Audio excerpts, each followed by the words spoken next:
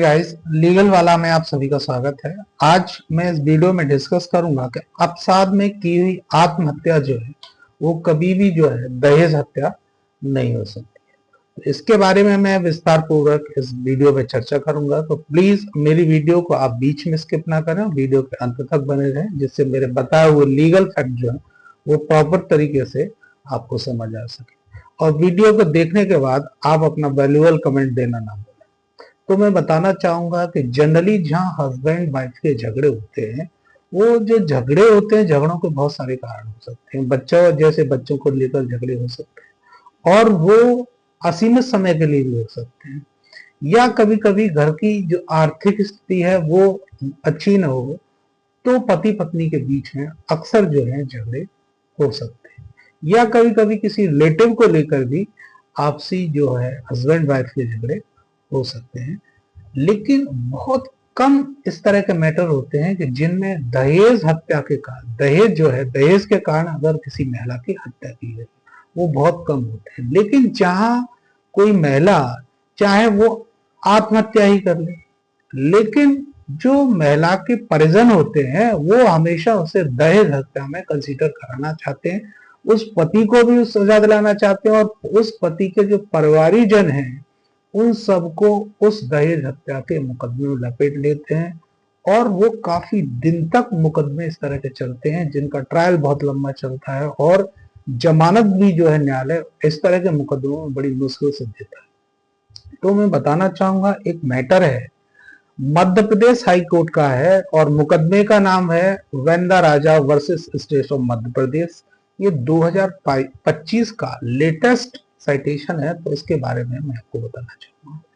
एक पति पत्नी होते हैं जो बिल्कुल अलग जो है अपना मकान लेके रह रहे होते हैं, और अक्सर देखा होगा कि जब दो पति पत्नी रह रहे हों, बच्चे अगर छोटे हों, तो जिस घर में वो रह रहे हैं उस घर की चाबियां हमेशा जो है एक पत्नी के पास और एक पति के पास रहेगी। और हो सकता है उनमें से अगर कोई बच्चा बड़ा है तो एक उसको दिए, जैसे वो स्कूल से आते समय अपने घर को खोल सके। अगर वो दोनों ही जो है कार्यरत हों, कहीं किसी फैक्ट्री में काम कर रहे हैं या नौकरी पेशे वाले हों, इस तरह की कंडीशन में बच्चों को चाबियां दे दी जाती हैं। नहीं तो अगर पत्नी घर पर रहती है, या पत्नी कहीं अचानक कहीं चली जाए इस तरह, या किसी रिश्तेदारी में जा सकती है वो, तो हमेशा जो है घर की जो दो चाबियां होती है। तो इस मुकदमे में क्या होता है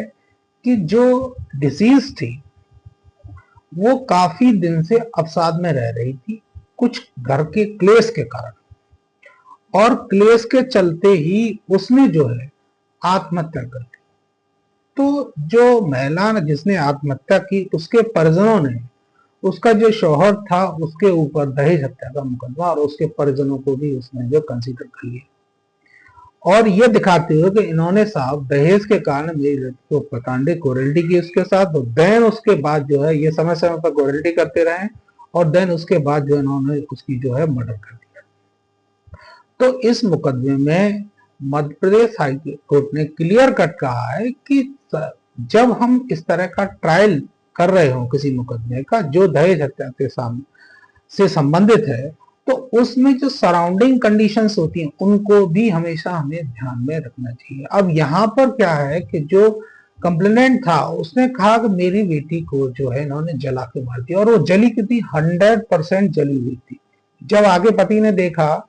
कि वो जली हुई है तो पुलिस को सूचित किया गया, पुलिस आई और पुलिस ने उसको जो है गिरफ्तार भी किया। और उसके जो परिजन थे, जो स्त्री थी, उसके परिजन भी आ गए, उन्होंने कंप्लेंट की इस चीज के लिए कि साहब ये तो मर्डर है, मेरी बेटी ने कोई आत्महत्या इस तरह की नहीं की है। तो यहाँ बात निकल के आती है कि जो लेडी 100% जल गई थी, उससे पहले उसके दो बेटे काफी दिन पहले खत्म हुए थे, और एक बेटा जब वो डिसीज्ड मरी थी उससे 1 महीने पहले ही खत्म हुआ था। तो उसके 3 बच्चे जो है वो खत्म हो गए। तो उन 3 बच्चों की जो मृत्यु हुई उसको लेकर, और प्लस दोनों पति पत्नियों के बीच में आर्थिक तंगी भी चल रही थी जो कि सर्व जाहिर थी। लेकिन यहाँ क्या है कि उस तंगी की और उनके आपस के झगड़े को न दिखाते हुए सिर्फ ये दिखाया गया कि मेरी बेटी की जो है जलाकर इस व्यक्ति ने हत्या कर दी, और इसने हाथ भी बांधे थे। तो यहाँ पर मध्य प्रदेश हाईकोर्ट ने ये क्लियर कट इसमें ये कहा कि जो कंप्लेनेंट ने ये कहा है कि उसके हाथ बांध दिए थे और हाथ बांधने के बाद जो है उसको जो इस तरह 100% जला दिया, लेकिन रस्सी कहीं जली हुई उसके हाथ पर कहीं दिखाई नहीं थी कि जिससे रस्सी, जब रस्सी से हाथ बांधेंगे तो रस्सी से हाथ बांधने के बाद रस्सी भी जलेगी, तो रस्सी भी ऐसी कहीं दिखाई नहीं दी। तो मेन चीज यहाँ पर जो अक्यूज था उसे क्लियर कट जो है एक्विटल कर दिया, इसलिए कि उस पर चाबी मिलने से ये साबित नहीं हो जाता है कि जो है उसी ने उसको जला के मारा, क्योंकि हस्बैंड वाइफ हमेशा जो है दो चाबियां किसी भी घर के जो ताला है उसकी दो चाबियां हमेशा रखते हैं, एक पत्नी के पास रहती है और एक पति के पास रहती है। हो सकता है इमरजेंसी में पत्नी कहीं चली जाए तो पति आके अपना दरवाजा खोल के अपने घर के अंदर आ सकता है, तो इस तरह की कंडीशन से ये प्रूव नहीं होगा कि जो है ये घटना स्थल पर उस समय मौजूद था, जबकि वो कहीं बाहर काम कर रहा था और इससे संबंधित कुछ लोगों ने अपने एविडेंस भी दिए और ये देखा गया, जो मध्य प्रदेश हाईकोर्ट ने ये कहा क्लियर कि ये जो लेडी है जो बच्चों की हत्या हुई है वो मुकदमा नहीं है, सॉरी, जो बच्चे की मृत्यु हो गई है, अकस्मात जो बच्चों की मृत्यु हुई है 1 महीने पहले हुई और कुछ के 2 बच्चों की पहले मृत्यु हो चुकी है, तो लेडी उस चीज को लेके अवसाद में थी और इसने स्वयं जो है ये अपनी जो है आत्महत्या की है, ये जो है दहेज हत्या नहीं। तो हमें जब हम इस तरह के मुकदमों के ट्रायल कर रहे हों तो हमेशा जो है घर की परिस्थिति कैसी है, परिस्थिति से संबंधित जब कोई इस तरह की कंप्लेंट या इस तरह का केस का कोई ट्रायल कोर्ट के अंदर आता है, तो जब हम क्रॉस करें तो हमेशा न्यायालय के समक्ष जो है उस घर की जो आर्थिक स्थिति रही है उसको भी उजागर करने के लिए हमेशा क्वेश्चन पुटअप करनी चाहिए कि इनकी घर की स्थिति अच्छी थी या खराब थी, या इन दोनों के रिलेशन जो थे काफी दिन से जो है ये लड़ते झगड़ते चले आ रहे थे, या मेनली रीजन क्या था कि जो इस तरह के जो झगड़े जो हुआ और झगड़े के बाद ये चीजें सामने निकल के आई, क्योंकि अकेला व्यक्ति जब किसी महिला को जलाएगा या तो उसे कोई नशे की चीज देगा, डेफिनेट चीज है, या तो उसे नशे की चीज में देके वो जब उसकी हत्या कर सकता है, जला सकता है। अकेला व्यक्ति अकेली महिला को अगर जलाएगा भी किसी चीज को डाल के, पेट्रोल डाल के किसी को डाल, तो हमेशा वो महिला चिल्लाएगी और इधर उधर भागेगी और देन वो व्यक्ति भी जलाने वाले को भी अपने लपेटे में ले ले, हो सकता है उससे चिपक जाए।